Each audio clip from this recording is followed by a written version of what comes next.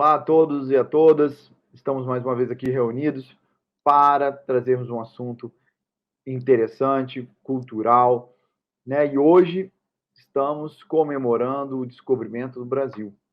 E para isso trouxemos um doutor em história, apaixonado pela história do nosso país, Pedro Ferrari. Pedro, seja bem-vindo Olá, tudo bom? à nossa casa.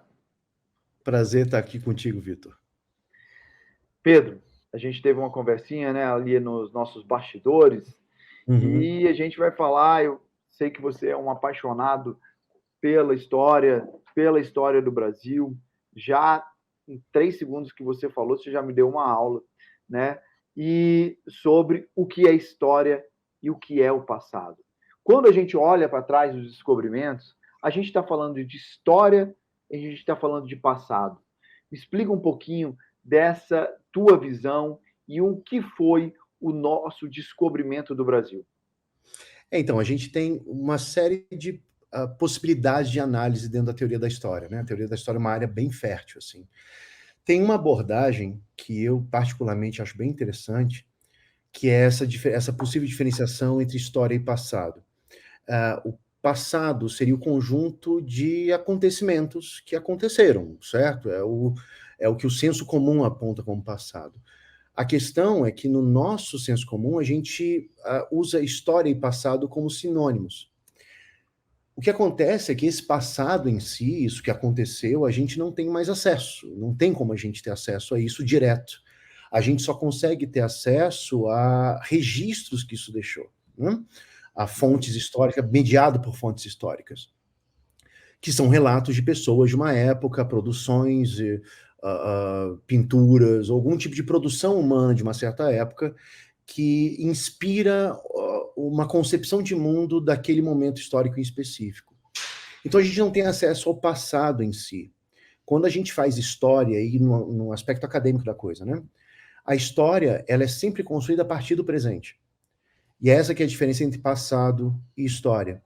A história é nada mais do que o presente se voltando a esse passado, e o que resulta disso, o trabalho historiográfico, né, a produção de história, é um misto das duas coisas, tanto do presente, do historiador, quanto do passado, do qual ele pretensamente trata. É reconhecer basicamente que o historiador, no agora, ele não consegue ser absolutamente neutro. Não há neutralidade, porque o próprio historiador está em um tempo histórico. Ele opera segundo as suas concepções de momento. A partir do método, você consegue colocar isso em questão, você consegue colocar em perspectiva as fontes históricas, mas no final das contas, sempre é um sujeito no presente tratando sobre o passado, né? E o descobrimento do Brasil é mais ou menos por aí. Há o fato do descobrimento, né, do chamado descobrimento, e as narrativas que se cria sobre o que foi esse fato são narrativas múltiplas, que sempre são criadas a partir de um certo presente, entende? Naquele momento, por exemplo, a gente estava até comentando aqui nos bastidores, né, Vitor? Você estava falando sobre a ideia da grandiosidade das navegações e tudo. Isso é uma ideia que está muito comum, por exemplo, em autores da própria época, como Camões, nos Lusíadas, né? Que tem essa perspectiva sobre aquele evento. Mas é que tá, o evento em si, ele é basicamente inacessível para nós, o evento em si. A gente só consegue supor um evento a partir de fontes, e fontes são feitas a partir de sujeitos, com suas subjetividades. E aí, por exemplo, o Camões, né, que está citando, nos Lusíadas, o Camões ele faz um movimento muito interessante de exaltar esse ímpeto explorador, corajoso português que ele nomeia, relacionando a outras referências, assim, referências da mitologia grega, por exemplo, né, tentando retomar certos valores da antiguidade, que é uma coisa muito típica do Renascimento, do momento histórico dele, né, dessa ideia de se espelhar na imagem que se fazia naquele momento, no século XV, XVI, sobre o que foi a antiguidade clássica greco-romana, né? E o Camões, ele pensa, olha, que isso que é um barato, assim, porque ele pensa os eventos das navegações a partir dessa perspectiva do tempo dele, entende? Então a gente está, antes de tudo, segundo essa perspectiva historiográfica, estudando o Camões, nesse caso. Entende? Uhum. E eu acho que é um dos pontos mais ricos, assim. Quando se fala muito de descobrimento, se lembra bastante da Carta de Pero Vaz de Caminha, que é um baita de um clichê, né? De fonte histórica, assim. Mas Todo mundo né? Mas querendo, você não acha que é uma fundador, certidão de nascimento do Brasil? Sim, sim. E aí que tá. O que tá naquele documento não é o evento do descobrimento, mas está ali o Pero Vaz, que é um escrivão, remetendo isso para o rei, certo? Como uma comunicação oficial. Então, naquele texto, você percebe perfeitamente a postura do sujeito Pero Vaz de Caminha diante daquele evento, né? Ele tem certas práticas, por exemplo, que ele percebe entre os indígenas que ele simplesmente não consegue descrever exatamente. Tem um certo momento em que alguns indígenas são levados até os porões de uma das naus para conversar com Pedro Álvares Cabral, né? E aí os indígenas gesticulando, né? O Pero Vaz de Caminha, ele tem um momento que ele coloca, que ele meio que recrimina, assim, né, na carta dele, os indígenas por entrarem no porão e não cumprimentarem o capitão, que é uma forma de conduta que ele, dentro do contexto europeu dele, esperaria, né? Claro. E talvez não seja do horizonte daqueles povos, né? Você vê a perspectiva do Pero Vaz na carta. E aí tem um certo momento, nesses porões, que eles estão gesticulando e tudo, e apontaram para o Pedro Álvares Cabral, ele estava usando umas correntes de ouro, né, uns colares de ouro, e aí o Pero Vaz, automaticamente, ele interpreta aquilo como os indígenas falando que existe ouro depois dos montes do litoral. Tudo isso a partir de gesticular, entende? Isso diz muito mais sobre a perspectiva do Pero Vaz do que sobre o evento.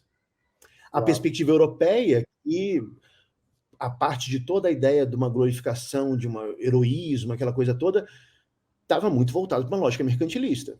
Né? Essa era a intenção, né, política, uma lógica econômica. E aí o Pero Vaz, ele interpreta o mundo segundo essa chave. Existe, por exemplo, um dos primeiros momentos que eles se cruzam na praia, se eu não me engano, acho que é o Coelho, que pega o chapéu e arremessa na areia. E aí um outro indígena pega um cocar e joga na areia também. Para o Pero Vaz, ele escreve na carta isso, eles estavam fazendo uma troca. O conceito de troca é um conceito do Pero Vaz, do conceito europeu, entende? Claro. A gente, de certa forma, o que passou pela cabeça daquele indígena que jogou o cocar, isso se perdeu, não deixou registro, entende? Claro. Ficou no passado. Então, mas a gente pode supor que, no final das contas, talvez como o Pero Vaz ele nomeia aquilo, diz muito mais sobre ele, Pero Vaz, do que sobre o evento em si, né? E claro. É isso que é fascinante na história, porque a história é feita a partir de relatos, e o relato ele diz muito sobre o sujeito que escreveu o relato, e sobre a cultura na qual ele está imerso, né? Eu nunca tinha parado para pensar nessa perspectiva que você está fazendo, da perspectiva de quem cria a história, de quem escreve. Obviamente passa, né, pela própria perspectiva de quem está até relatando, e aí o historiador entender aquele homem que escreveu aquilo naquela época para hoje interpretar e fazer as suas narrativas, como você disse. E saber os limites, porque assim, toda fonte, ela é válida no final das contas.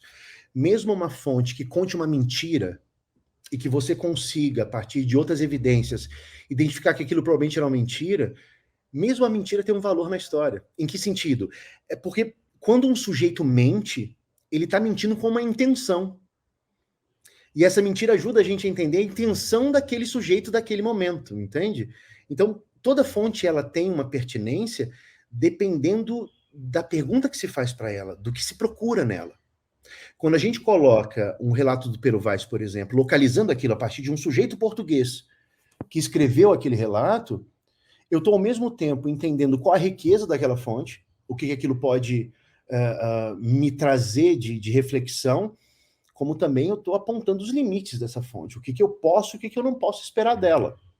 No caso do Pero Vaz, é uma fonte sensacional para você entender a lógica portuguesa sobre aquele evento. Mas é uma péssima fonte para você entender a postura dos indígenas sobre a chegada portuguesa na costa. Entende? Isso está ausente ali. Tem uma historiadora muito boa, foi professora da Universidade de Brasília, a Tânia Navarro Swain. Ela é excelente, assim. Se não me engano, hoje está morando no Canadá. Um abraço, Tânia. Ela tem um artigo muito bacana que ela trata sobre um cronista português que vem para cá em 1575, se não me engano, século XVI ainda, pouquíssimas décadas depois do descobrimento, que é um cara chamado Pero de Magalhães Gândavo. Ele tem relatos da província do Brasil, tem até esse livro bem aqui assim. Diga-se de passagem, bela biblioteca sua. Obrigado. Esse livro é muito bacana, porque são as crônicas que ele escreve da experiência que ele tem aqui em solo americano. E a Tânia se pergunta nesse artigo, o que eu posso esperar de um relato como desse cara? Tradicionalmente, dentro dessa perspectiva que eu estava te falando, se colocaria, olha, numa crônica dessa, eu só consigo saber sobre o português que escreve. Por exemplo, os indígenas dos quais ele trata, eu teoricamente não conseguiria saber nada deles, porque está tudo a partir do olhar do português. A Tânia, ela aponta uma possibilidade diferente para isso, eu acho genial isso, porque ela percebe que o Pero, ele em vários momentos ele entra em contradição, quando ele descrever alguns rituais, alguns costumes indígenas, ele entra em contradição. E aí a Tânia propõe o seguinte, quando ele entra em contradição, quando ele fala uma coisa, tentando descrever aqueles povos, depois desdiz aquilo, é sinal de que a língua portuguesa e os conceitos dele enquanto português não dão conta de entender aquilo. Porque é algo tão estranho a vivência dele, é tão exótico, que ele não consegue entender do que se trata. Então ele entra em contradição involuntariamente. E a Tânia fala que é nessas rachaduras da contradição que a gente consegue perceber um eco desse outro povo, entende? Entendi. E a história é muito gostosa por causa disso, assim. Um evento como o descobrimento, ele é um evento do passado, mas a partir do momento que a gente fala dele no presente, ele é história. Ele tá relacionado a essa postura que a gente toma diante dele. E são várias possíveis, no final das contas. Pedro, engraçado, você me fez um insight muito interessante, que, claro, os linguistas devem ter até já devem ter feito isso, mas é interessante que a língua é também uma coisa que nós, né, aí o Brasil acabou o português sendo a nossa língua e hoje o Portugal, a referência de Portugal até mudou, né, porque hoje Portugal só é alguma coisa porque existe um Brasil desse tamanho que fala português, porque senão seria uma coisinha microscópica no meio enfiada ali dentro da Europa. Uhum. Mas, ao mesmo tempo, é interessante como a língua também, né? A gente fala aqui, estamos falando sobre descobrimento, também estamos falando sobre língua portuguesa. Então, a língua portuguesa, ela não tinha capacidade de reproduzir aquilo ali. O que ela faz? Ela absorve tudo que tem ali de novo. E aí vamos ter todos os nomes das cidades, todos os nomes das plantas que existem lá, que os portugueses foram aprendendo com os índios, o que era, né? O que era a Ita, que é a pedra, né? E o rio, e a outras coisas, e o português vai absorvendo, e aí o português como língua absorve isso e passa a tentar, né, conseguir se comunicar. Adorei a ideia, adorei essa ideia também dessa rachadura, onde você vê uma nova perspectiva para aquilo. E, novamente, eu não tinha parado para pensar. E aí eu te pergunto, né? A gente entra numa polêmica dentro da estrutura dessa coisa, da história do descobrimento do Brasil. Você entende o descobrimento do Brasil como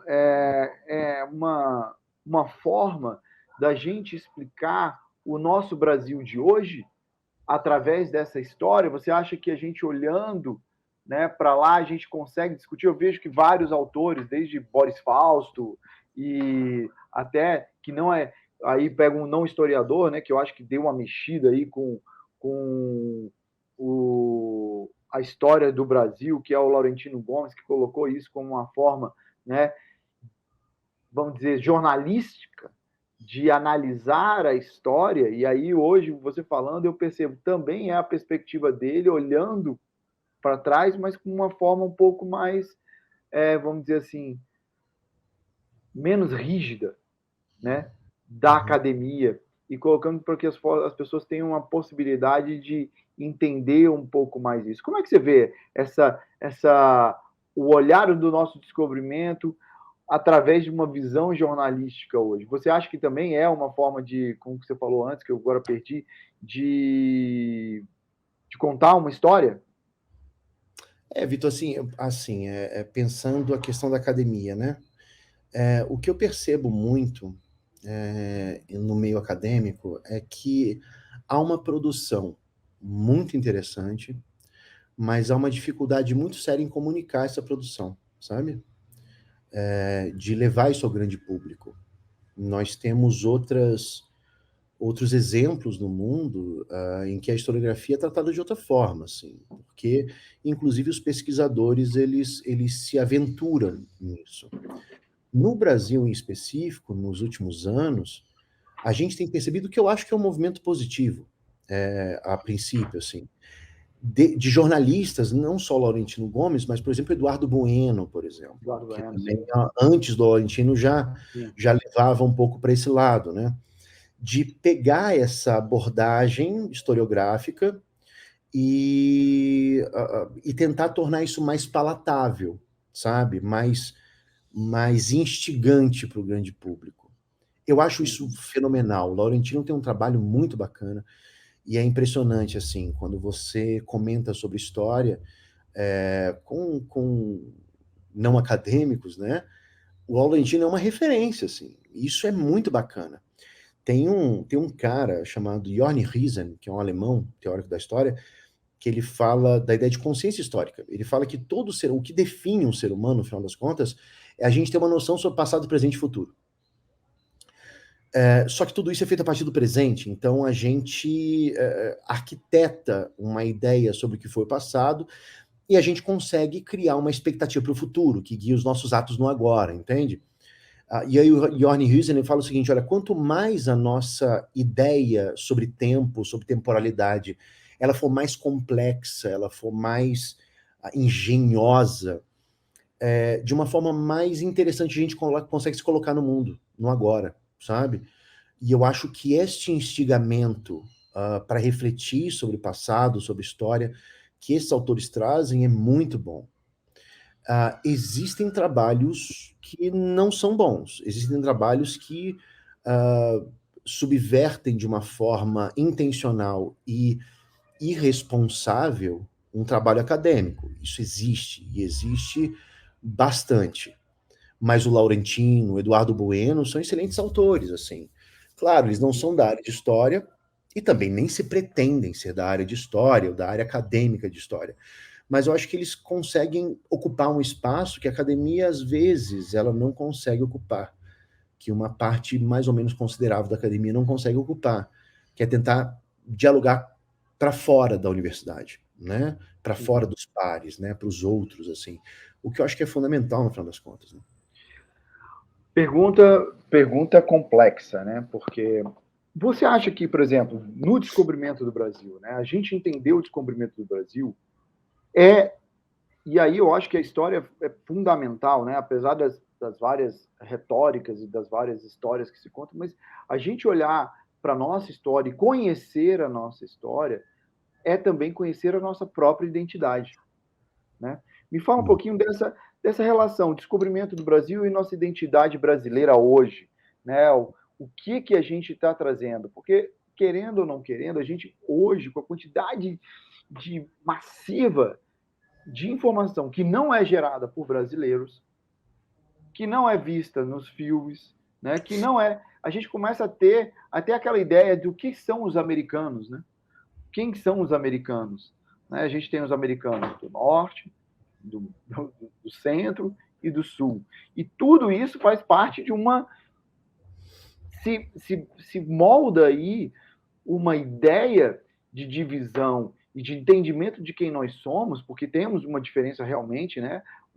De uma América Latina, tem um espanhol e tem o nosso descobrimento dos portugueses. Queria que você falasse um pouquinho desse teu olhar histórico para a nossa criação da nossa identidade brasileira.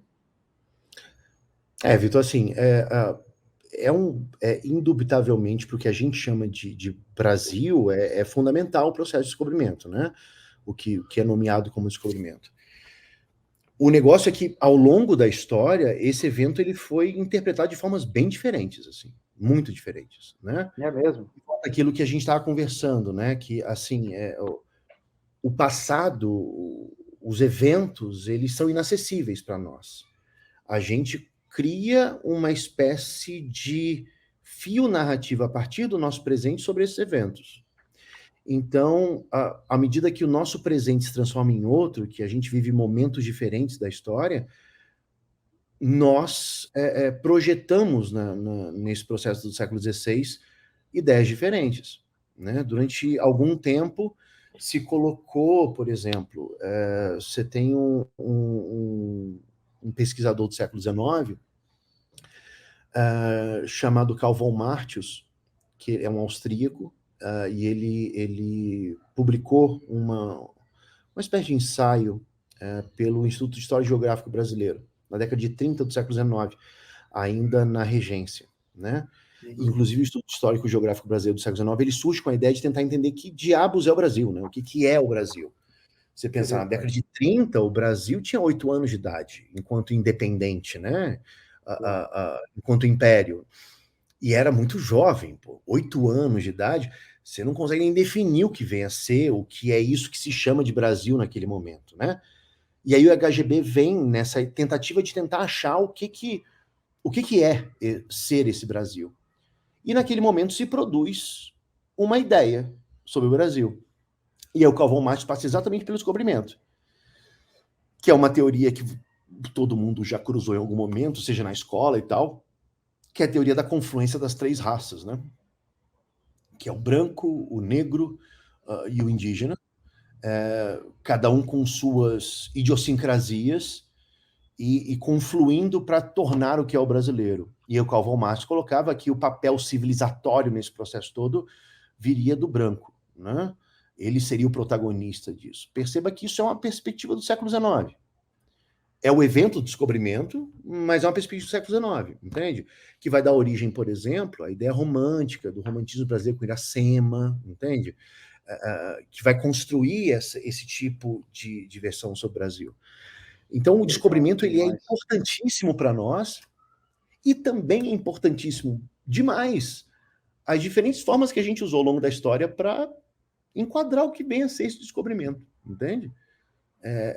Isso diz muito sobre como a nossa ideia do que é ser brasileiro foi um bocado móvel durante todo o tempo. E isso é um campo de transformação o tempo todo. O que a gente supõe ser brasileiro hoje passa longe de ser o que era suposto ser brasileiro no século XIX. E menos ainda ser brasileiro no século XVI. No século XVI, brasileiro era o sujeito que lidava com o pau-brasil, é o brasileiro, né? Até com esse sotaque aí que você colocou, brasileiro, né? Brasileiro, né? Exatamente, é o cara que mexe com o pau-brasil, assim, de acordo com uma ideia de comércio mercantilista, aquela coisa toda. Então, isso tudo é transformado ao longo do tempo, né? Está sempre se adaptando e se readaptando, no final das contas. Que legal. Eu adoro a ideia do Karl von Martius, é? É o Martius. Eu anotei aqui. Eu Tá, adoro vamos lá. essa ideia da confluência. Não por essa, obviamente, do marco do civilizatório seu branco, mas esse poder que o brasileiro tem hoje e que muitos renegam, que é exatamente essa nossa capacidade de sermos brancos, pretos e índios todos ao mesmo tempo, que acredito que somos, né? Não tem, né? Podemos ter aqui as nossas várias misturas, mas temos essa, eu acho que existe uma força muito grande, né? Uma força muito grande e que, ao meu ver, muito, eu aí digo com a minha experiência escolar, que o europeu e o indígena, da forma que eu aprendi, né, a história, o índio nunca só foi visto de um jeito direito, o negro também não, e o europeu também não. É uma coisa meio louca, como se nós não tivéssemos sido feitos desse caldo que nós hoje, né, não sejamos feitos, pronto, usei algo bem, mas sejamos feitos dessa mistura.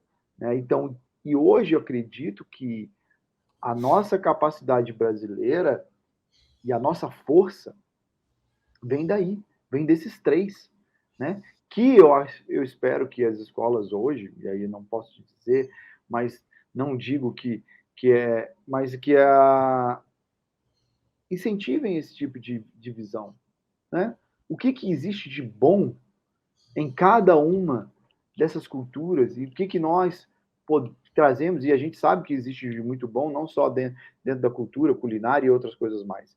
Eu acho que o descobrimento foi uma. Né, e muitos aí eu gosto de sempre dizer, né, que hoje não dizem que falam de achamento e outras coisas mais, né?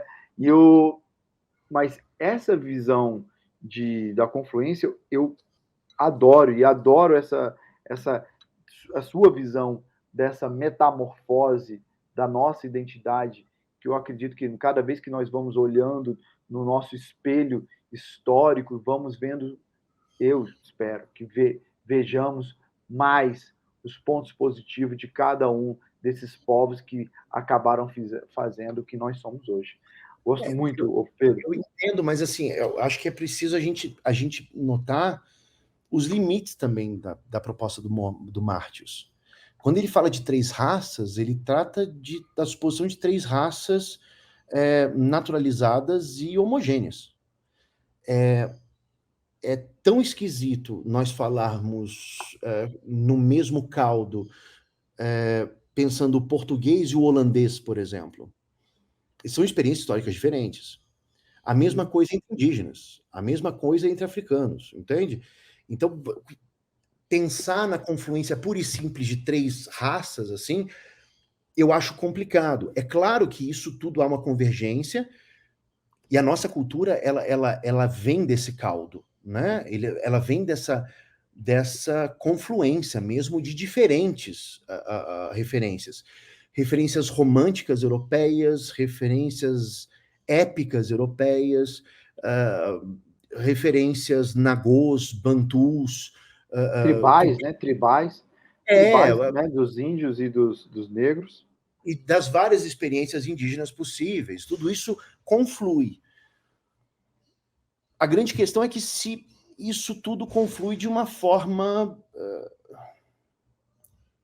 exatamente equilibrada, entende? Se isso é apenas uma confluência ou se há uma relação hierárquica historicamente estabelecida lá atrás, certo?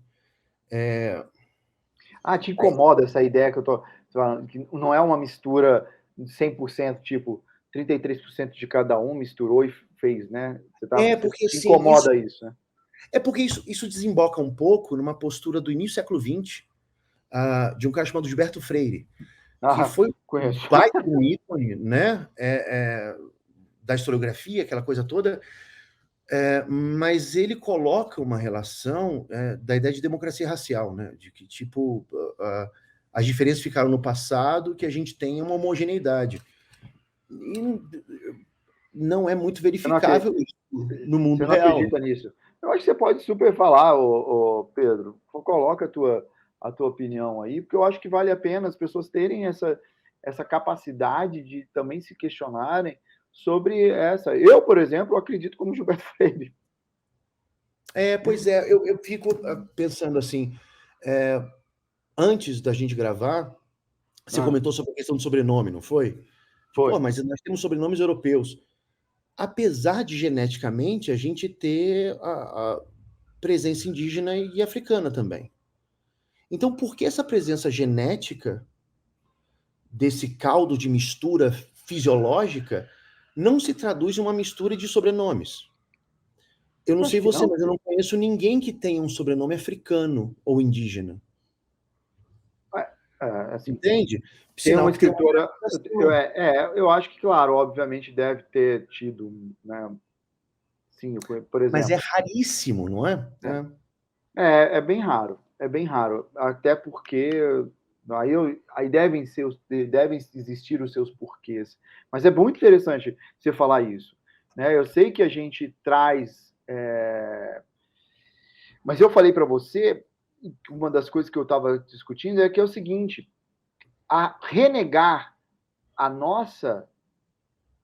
o nosso passado europeu, dizer que os portugueses destruíram as matas, os portugueses. Só que, né, essa é uma ideia de esquecer a nossa ancestralidade. É meio que a gente fosse Macunaíma, né? Tipo assim, fomos expurgados, né? E que, como nascemos e não temos nossos pais, nossos avós, nossos tataravós, não precisa ninguém, se você usar 3 gerações para trás, você já vamos estar batendo em algum lugar. Por exemplo, meus irmãos são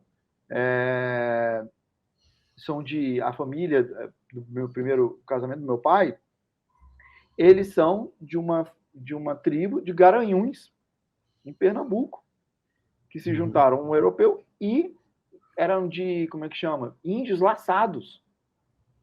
Olha que coisa louca, né? Mas eles não têm. Tipo, um tem nome Araújo, né? E o outro tem Melo, né? Então aí você vai fazendo isso. Eu acho interessantíssimo isso. E é verdade, é uma pena. É uma pena, mas se você for ver, a gente tem esse sangue. Tá lá. Pena que. E a ideia não é renegar de forma alguma. É claro que a matriz europeia ela é super relevante. Tanto é que hoje a gente estrutura a nossa vida cotidiana política, por exemplo, em conceitos políticos que são de origem europeia, para ver o tamanho da influência. Isso é inegável. Eu só fico pensando em quantas outras referências sumiram nesse meio do caminho, assim como os sobrenomes, entende? Outras experiências políticas, econômicas, seja lá o que for, de outros povos que foram apagados como os sobrenomes. Uma coisa que eu tenho brincado bastante ultimamente é de jogar com pesquisa genealógica. E é uma coisa curiosa, porque assim, você consegue seguir um sobrenome de uma forma bem razoável, até com documentação que nós temos. Até esse sobrenome bater em algum sujeito escravizado do século XIX, por exemplo. Aquele braço da família você não consegue mais encontrar direito de onde veio, quem era, porque são pessoas que perderam seus nomes, seus sobrenomes, entende? Não foi atribuídas a eles a possibilidade de serem registrados segundo a sua ancestralidade. O Rui Barbosa fez um Fez trabalho de um jogar desfavor fora. nesse sentido, né? Assim, até entendo o intuito do Rui Barbosa lá no século XX, né, na virada do século XX, mas acaba que isso dificulta ainda mais, né, esse tipo de, de trabalho, assim. A gente tem, por exemplo, no Rio de Janeiro, não sei se conhece lá o Cais do Valongo, já ouviu falar do Cais do Valongo? Já ouvi. Já ouvi falar, Que mas eu não me era lembro. um porto de desembarque de sujeitos escravizados que foi fundado, se eu não me engano, em 1818, com a família, foi em 1818, se eu não me engano. Foi no período joanino aqui, da família real portuguesa no Rio de Janeiro. E, posteriormente, na década de 40, ele foi soterrado para ser feito o cais da Imperatriz, onde Teresa Cristina desembarcaria vindo de Europa para casar com Dom Pedro II. E aí, no início do século XX, de novo, pela Reforma Pereira Passo, ele é destruído de novo. E aí, em 2004, se eu não me engano, fazendo as obras para as Olimpíadas, eles descobrem o Cais do Valongo. E eles conseguem transformar aquilo, junto ao IPHAN, né, em um sítio arqueológico urbano. Hoje está lá para visitação e tudo. E o curioso é que era um cais onde as pessoas desembarcavam, e na terra que ficava a margem dali, onde batia a Baía de Guanabara antes dos aterros todos, encontraram centenas de amuletos africanos. E aí fizeram um levantamento de qual a origem desses artefatos, de onde vieram, e foram conseguindo mapear aonde de África veio, para a gente entender quais povos foram trazidos para cá. E todos eles eram amuletos de proteção. Era o sujeito que era escravizado, levado no tumbeiro, né? E ele levava aquele amuleto na esperança de proteger o seu corpo. Só que quando ele chegava no Rio de Janeiro, ele é obrigado a descartar aquilo na Baía de Guanabara. Isso é um apagamento. Entende? Que a partir de algumas abordagens, como a arqueológica, a gente consegue recuperar. Em boa medida, a gente consegue recuperar. Mas o curioso é que o Cais do Valongo, no século XIX, ser destruído para ser construído o Cais da Imperatriz em cima, diz muito sobre a construção dessa memória, entende? Claro. Você apaga um para criar um outro. Mas aí a gente está falando exatamente disso. Por isso que eu acho que nesse espelho histórico que a gente está tendo a oportunidade de reconstruir, de nos reafirmarmos como brasileiros, etc., é exatamente essa reconstrução histórica para que as pessoas entendam que, ok, o negro e o índio foi apagado. E, querendo ou não, está se fazendo um trabalho que é de levantar essas origens, né? Levantar essas origens para que as pessoas possam olhar para elas e dizer, poxa, eu pertenço a elas também, né? Isso. Porque existe uma sensação, né? Uma sensação, acaba que você não tem um pertencimento, porque eu não sei o que é, né? Essa sensação que te dá, mas eu acho que é a sensação nossa de não sentir as nossas raízes completas nos faz sentir essa coisa, pô, mas foram os europeus. Eu falei, não, cara, somos europeus. Hoje o que somos o resultado de todos eles, né? E esse olhar para trás com essa visão de realmente requerer reconstruir e ver, tentar desapagar aquilo que foi apagado, eu acho que hoje uma das missões da história, né, brasileira que tem que ser vista. E assim, é na construção dessas várias matrizes que constroem uma ideia que a gente imputa ao coletivo de ser brasileiro, mas não ao indivíduo. É isso que eu acho importante a gente pensar, porque um sujeito em particular, ele pode ter, por exemplo, relações religiosas, por exemplo, a partir de matrizes europeias. E um outro sujeito a partir de matrizes africanas ou ameríndias, seja lá o que for. Uhum. Não é necessariamente reconhecer essas outras matrizes como formando a mim, mas é formando a nós, entende? Porque senão a gente está colocando aquela ideia de que esses povos eles só são relevantes quando eles contribuem para alguma coisa para mim. Então eu não estou estudando esses povos, estou estudando eu mesmo, sabe? Eu lembro da fundamental, né? Ensino fundamental, isso é muito comum. Tem aquela prova de história, né? Que vira e fala assim: cite 2 contribuições dos indígenas para a cultura brasileira. A pessoa coloca tapioca e banho, né? Percebe que, assim, é você se interessar no outro apenas acerca daquilo que faz parte de você. Você não está se interessando pelo outro, você está se interessando por você. Entende? Eu acho que a gente pensar essa ideia de uma construção coletiva, não individual. Por mais que eu tenha uma prática a ver com tal matriz, eu percebo que coletivamente nós não somos só isso, nós somos outras matrizes também. que não necessariamente se misturam no indivíduo. É isso que eu acho interessante, sabe? Porque a gente não tem essa homogeneidade. O brasileiro não é um povo homogêneo em suas práticas, em suas formas de pensamento. Coletivamente, a gente é fruto dessa mistura, mas individualmente nem tanto, sabe? Porque a gente tem essas divisões ainda de culturas africanas, ameríndias, europeias. Até faço uma parte aqui, dizem, né? Eu estava lendo um livro de direito, que falando que uma das coisas que o direito no Brasil é tão complexo é porque ele tenta ver como nós temos nós não somos homogêneos. O nosso direito tenta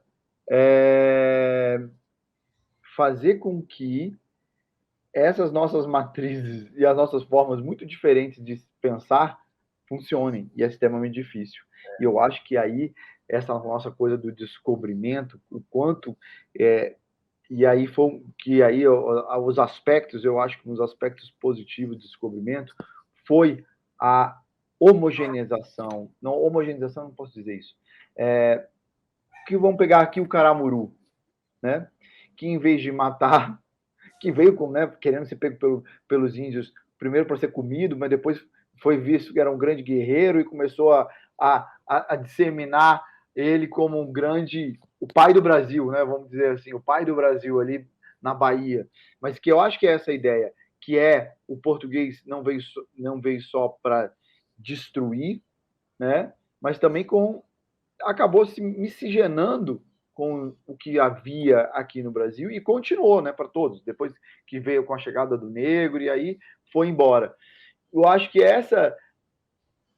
como você falou, nós não somos homogêneos, realmente, não somos. Temos aqui, a gente tem de todas as cores, do branco ao negro, né, tá tudo enfiado no meio e é o brasileiro. Pedro, queria que você falasse para mim, cara, porque acho que a gente já está chegando aqui no nosso final do nosso bate-papo, mas se você contasse também um pouquinho onde é que a gente pode te encontrar, né? Quais são as tuas redes, as tuas considerações finais aí sobre o descobrimento e onde a gente pode encontrar você, onde as pessoas podem querer conversar, né? Porque estamos todos conectados hoje, querendo ou não. Não faço nem ideia em que lugar do mundo você está, mas estamos todos conectados. Foi um prazer, Vitor, um prazer conversar contigo. E é legal esse contato com outras formas de pensar as questões, né? Eu acho que isso a gente enriquece bastante. Eu ando produzindo bastante audiovisual voltado para a história. Pode me encontrar lá pelo Instagram, que é Pedro Ferrari, tudo junto, lá no Instagram mesmo. E aí, estamos por aí. Obrigado pelo convite e parabéns pela iniciativa aí. Brigadíssimo. Nós é que temos que agradecer aqui na biblioteca pelo seu tempo. Mas você tá aqui em Brasília? Tô em Brasília. Ah, legal. Porque uma das coisas que a gente gosta, assim, né, o teu convite aí, para que a gente sempre tenha a prata da casa, né? Porque Brasília, a gente também foi descoberta, né? Então, essa descoberta de Brasília, às vezes, traz um estigma que Brasília não produz capital intelectual. Né? Tem muita gente boa por aí. Tem muita gente boa e a gente tenta trazer aqui na biblioteca demonstrativa os bons, aqueles que têm uma visão, né, agregadora, sinérgica sobre os vários assuntos que a gente vem tratar aqui e, né, indicando, por exemplo, eu anotei aqui Gilberto Freire, Calvão Martius, Eduardo Bueno, o próprio que você falou que sem ser o Eduardo Bueno, eu esqueci outro historiador, jornalista, o Laurentino, que você citou? Laurentino Gomes. Então a gente tenta aqui citar para que as outras bibliotecas que também nos assistem, né, levarem esses livros para os seus acervos, para as pessoas poderem ter essa curiosidade de ir atrás e procurar alguns assuntos, porque eu acho que só lendo é que a gente tem uma capacidade, lendo a maior número de opiniões, é que a gente tem a capacidade de formar a nossa. E assim, tem alguns trabalhos, tem uma autora chamada Laura de Melo Souza, que é fantástica quando fala de descobrimento. Você tem um trabalho muito bacana do Sérgio Buarque, chamado Visões do Paraíso, que é muito bacana, que ele fala sobre a leitura religiosa do descobrimento da época do século XVI.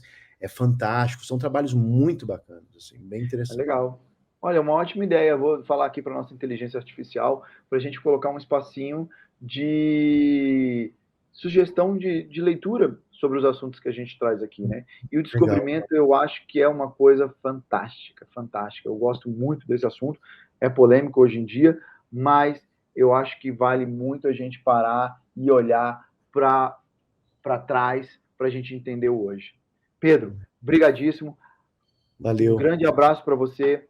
Obrigado a todos que estiveram conosco aqui. Obrigado aí a Voar, né, que é a nossa organizadora, Marcos Linhares como nosso curador cultural aqui da BDB. Obrigado, João, pela nossa inteligência artificial. E até a próxima, até o próximo papo. Grande abraço, Pedro.